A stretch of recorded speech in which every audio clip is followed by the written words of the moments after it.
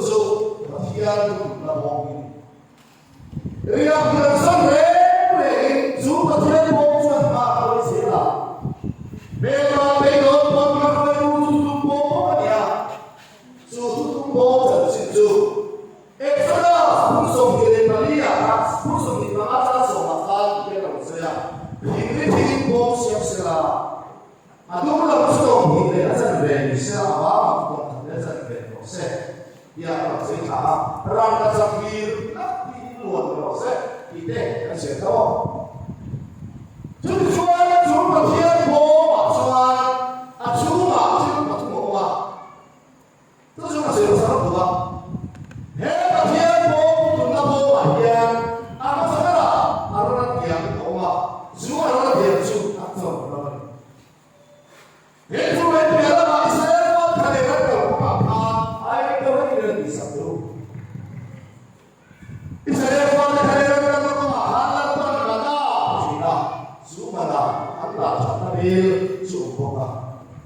Hãy subscribe cho kênh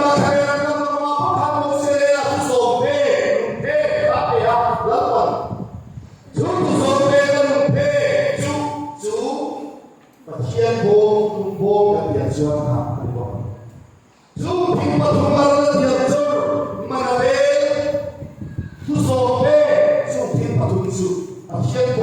để không bỏ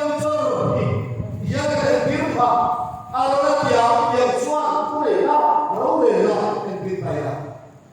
hấp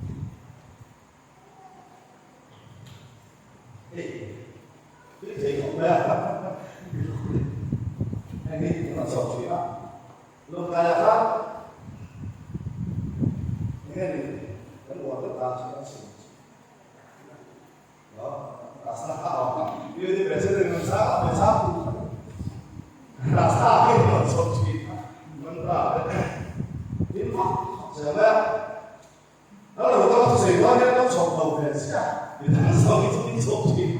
các bạn thấy cái đề này và đuôi này dòng đề chỉ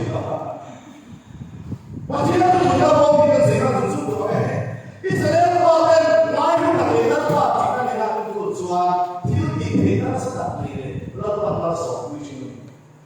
ông này nó chúng ta số thì lý do hôm nay Israel có cái hình bị gốc ta để chùa là hình bị ta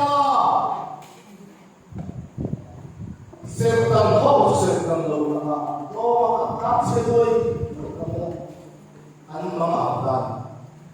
Tuhan maha Tuhan jadi kamu berpikir Tuhan tidak Tuhan pandai dengan rezeki saya kenapa ia terlepas memang kita tak boleh desa kita awalnya boleh jadi orang yang Kristian orang yang kan kau tak boleh nanti anak rumah itu soalnya orang yang ini dia tua aneh suatu kata-kata suara bahasa Cina. Mana suara itu berbuat lain sangat berikan lain suara. Tapi apa orang nela orang pakai bom apa? Kau ini apa ya? Kau ini orang suara pakai bom kan nela orang luka. Mereka aneh suara, naik suara, ini apa? Dan suara ini suara pakai bom nela orang pakai suara silo pujian dia. Ini dia bom suara tu